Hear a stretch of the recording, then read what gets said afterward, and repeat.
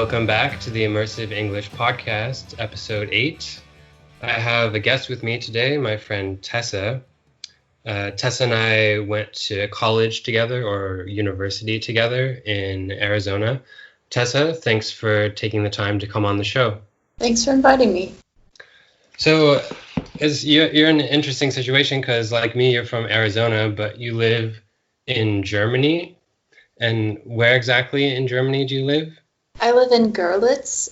It's a small city right on the border with Poland. That's interesting. And so how did you end up there? Well, before I met you, I was at university and I met a German who was studying abroad in Arizona. And we decided to get married and move here to where he's from. That's cool. And how long have you been living there? I've been living in Görlitz since the end of 2016. Okay, so at the time of this recording, about 4 years, more or less? Oh, sounds good. 3.5. Yeah, 3.5, 4, something like that. Were you, like, when you decided to move from Arizona to Germany, were you afraid or nervous at all? This wasn't the first time that I moved to Germany. I actually went and lived for 2 years in Dresden in Germany with my husband. He was my boyfriend then. And that time was really difficult. This time was easier because I felt like I was more prepared. Yeah, like you knew what to expect. Yeah, I knew what it would be like. I had learned more German in the meantime, and I also had a new skill, which was teaching languages, so I could find work. Yeah, that makes a big difference, like being able to find a job and make money and be a little bit self-sufficient. Yeah, to have a life kind of outside of my husband is quite important. Yeah. So you said, like, because you had been to Germany before for 2 years, that this time when you moved there, you knew what to expect. What do you mean exactly by that? Like, how would you say that Germany is different from the US? That's a complicated question. I guess it's just so different coming from Phoenix, Arizona, where you drive in your car to go everywhere. You're mostly indoors because it's so hot. Everything is very convenient. You can find everything you need, to a smaller city where you don't have all these options, where you mostly have to walk or take public transportation everywhere. These were changes that we were actually happy about because we think they're positive changes in our lifestyle, but it's still an adjustment. Yeah, I totally agree. It's, for a lot of Americans, it's quite a shock coming to Europe, and you just can't drive your car everywhere. It's not the same as in the US. Parking is not as convenient. Yeah. Yeah, Oh, go ahead. it's something that it's one of the reasons why we decided to do it, is we feel it's just a lot healthier for us, and it's better for the environment, of course. So Yeah, for sure. And I had the privilege of visiting you in Görlitz twice, I think, or maybe 3 times. I can't remember. But yeah, it's a really nice town. A lot of people haven't heard about it though. You mentioned it's on the Polish border. One of the things that I thought was interesting was that you can actually walk across. There's like a little river, and you can walk across the border into Poland, and it's like in the middle of the city, pretty much. Yeah, the Old Town Bridge, which was rebuilt in 2004, I think, around then. It connects the two sides. The Polish side was actually, before World War II, it was all one city. And then they changed the borders between Germany and Poland to make it the river, Neiße. And so then about a third of our city was now in Poland, and they call it Görlitz. And today, well, not today because of coronavirus, but typically you can just walk across and you don't even know that you're crossing into another country. Yeah, and then until you start hearing people speaking Polish and you're like, what? Yeah. It's really great to be able to go over there and enjoy Polish cuisine and see things over there. I think it's just one of the really cool things about our city. Yeah, it's really unique. It's very, well, by definition, it's an international city, which is cool. And another thing that I learned when I visited you there is that Görlitz has a nickname, which is Görliwood. Yes. Could you tell me a little about that? So people may not have heard of Görlitz before, but they may have heard of the director Wes Anderson, for example. He did the film Grand Budapest Hotel. Great movie. And this film is full of scenes all around Görlitz, actually, with the most famous being inside of the Kaufhaus, the shopping department store here that was built in Art Nouveau style. It's currently empty, but if you see the hotel lobby inside of the film, that's filmed inside of this Kaufhaus. Yeah, that's cool. And for my listeners, if you haven't seen the film, The Grand Budapest Hotel, I would recommend it. It could be a good opportunity to improve your English and also see a part of Görlitz, at least a small part of it. Tessa, what would you say is your favorite thing about living in Görlitz? I think my favorite thing is how close it is to two borders, actually, not just the Polish border, but we're about 20 minutes away by car from the Czech border. And I think it's so great to be able to go and explore both of these countries in addition to Germany. I just love discovering little villages or castles that I've never heard of. Yeah, it seems like if you were to visit Görlitz, there would be a lot of cool day trips that you could take by car. There's a lot of interesting places around that area. What do you think is the most beautiful season in Görlitz? Spring, summer, fall, or winter? Well, I was really happy to just experience, it's still spring, but it's winding down into summer. Spring was so beautiful this year, especially because a lot of us were stuck in our neighborhoods. I did a lot of walking, and I really enjoyed watching everything come to life and bloom this spring. Yeah, I like spring too. What's the weather like there in the springtime?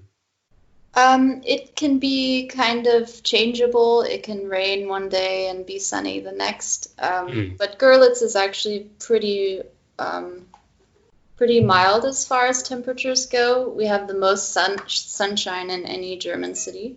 Oh, really? Oh, that's awesome.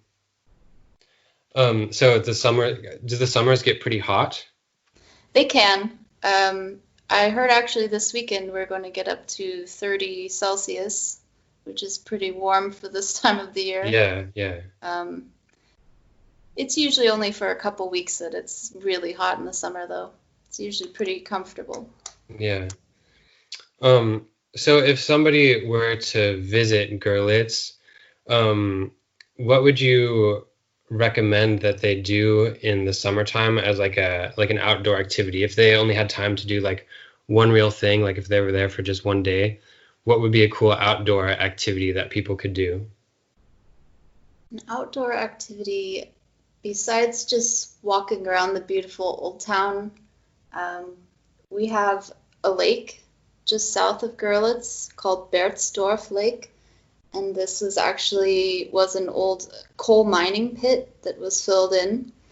And now it's this beautiful recreational area for all three countries where people come to swim, to windsurf, to sail, to ride bikes around the river, or the lake, excuse me.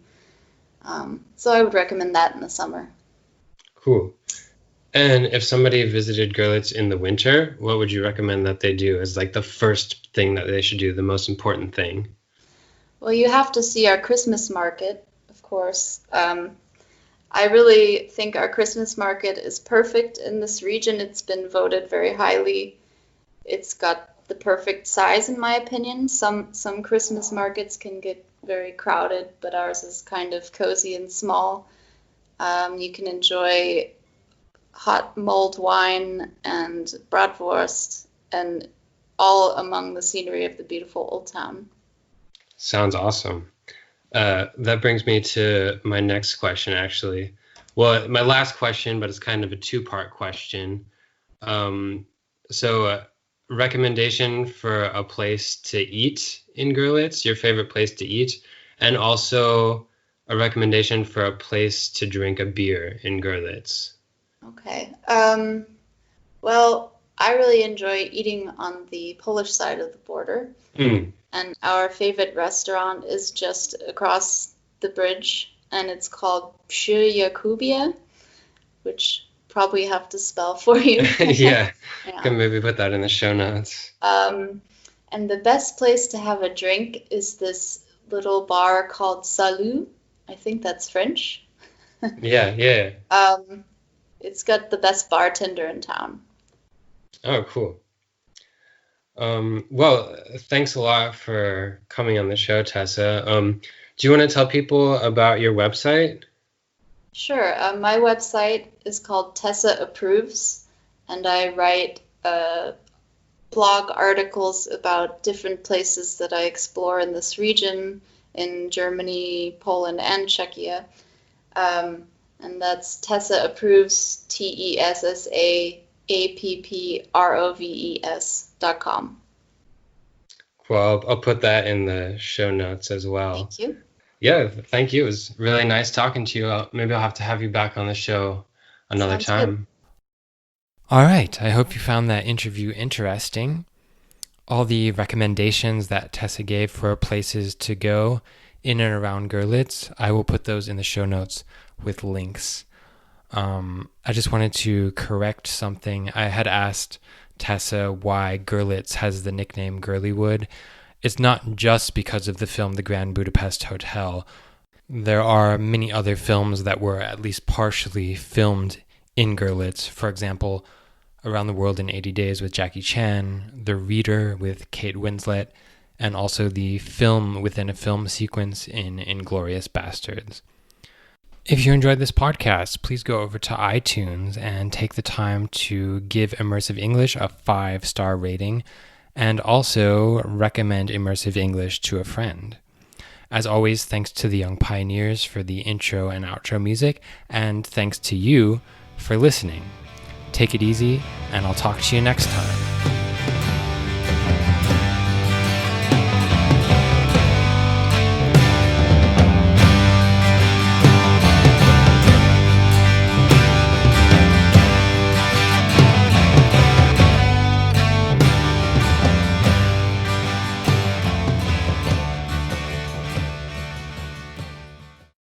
Listening comprehension questions for episode 8. So the questions today have to do with some words, some vocabulary that appeared in the interview. And the first word is college. I said that I had met Tessa when we went to college together in Arizona. So what does college mean? Number 2 is border. Tessa had explained that Görlitz is a small city right on the Polish border. So what does the word border mean? Number 3, to end up somewhere.